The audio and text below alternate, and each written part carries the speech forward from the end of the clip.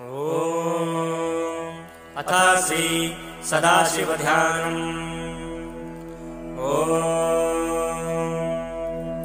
ॐ डिं डिं डिं कथडिम्ब डिम्ब डमरूपाणौ सदा यशवये पुं पुं पुं कथ सर्पजालहृदयं घं घं च घण्टारवम् वं वं वं वं कथ वं वं वहनं कारुण्यपुण्यात्परम् भं भं भं भं कथ भं भं नयनं ध्यायेत् शिवं शङ्करम् यावत् तोयधरा धरा धर धरा धारा धरा भूधरा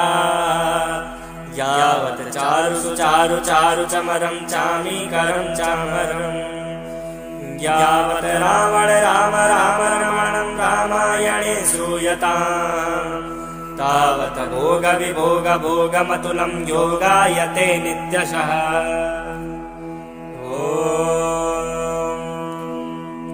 यस्याग्रे द्राट द्राट टुट टुट ममलं टंट टं टं टं टं